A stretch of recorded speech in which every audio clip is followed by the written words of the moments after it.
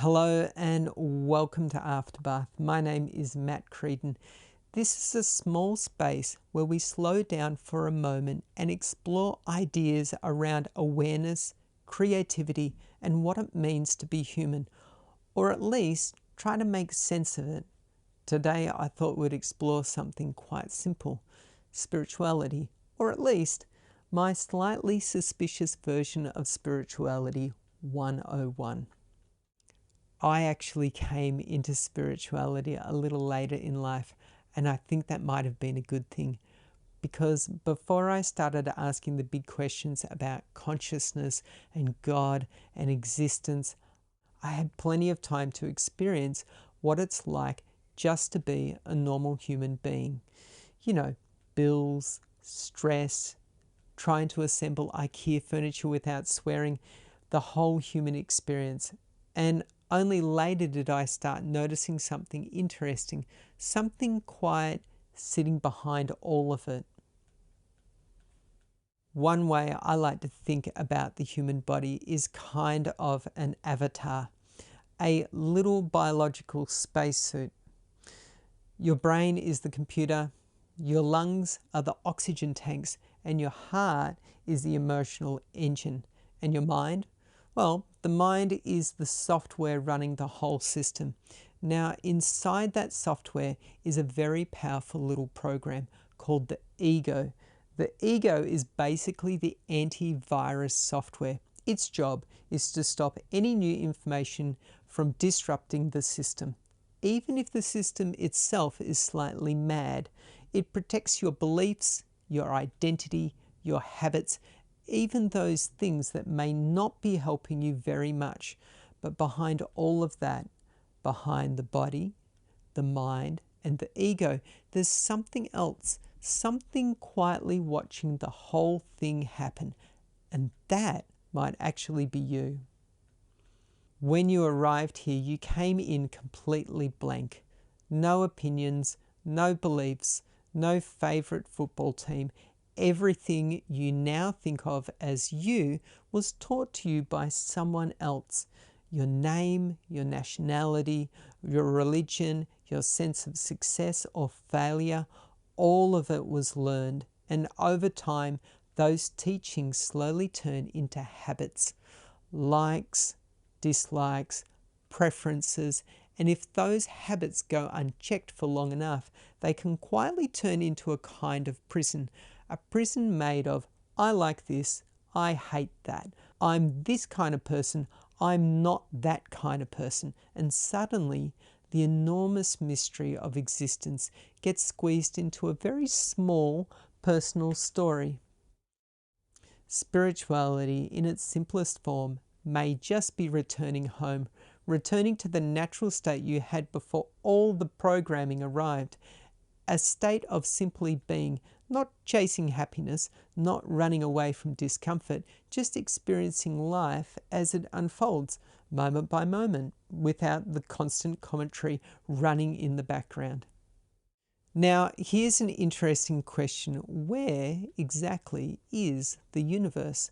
Most people imagine it somewhere far away, out past the stars, but the truth is a little simpler. The universe is everywhere, including you. You're not inside the universe, you're actually a part of it, which means something slightly funny is happening right now. The universe is actually having a conversation with itself. Everything you experience exists inside your awareness. Take something simple. A dog walking past you in the street. You might think that the dog is separate from you, but the experience of the dog only exists because you are perceiving it. Without perception, there is no experience. Your entire world appears inside the field of awareness, which raises a very interesting possibility. Maybe you and the experience are not separate. Maybe you are the experience happening. People often ask whether God is separate from the universe, but if we're not separate from the universe, why do we assume we're separate from whatever created it? Maybe what people call God is simply creation itself, reality unfolding, energy expressing itself as life through everything, through you, through me, through every strange conversation happening in the universe.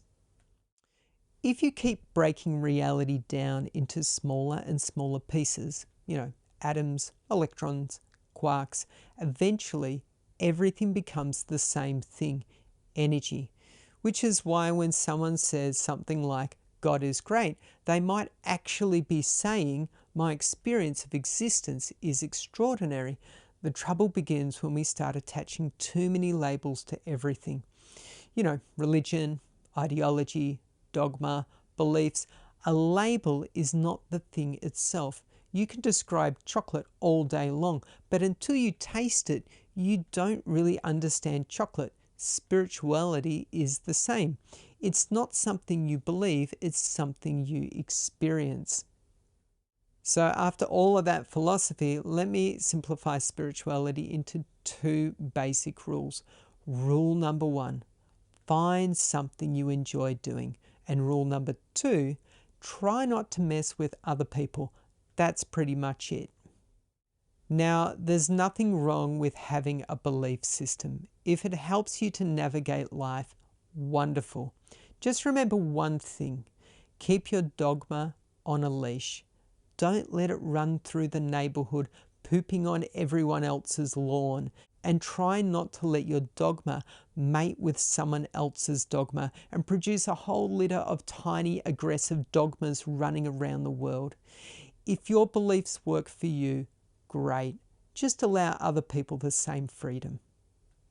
At the end of the day, we might simply be temporary human avatars running some interesting software inside a universe made of energy, a universe that somehow is aware of itself. So perhaps the best thing we can do while we're here is enjoy the ride, be kind to each other, and try not to take the whole thing too seriously. Thanks for spending a little bit of time with me today. This has been Afterbath.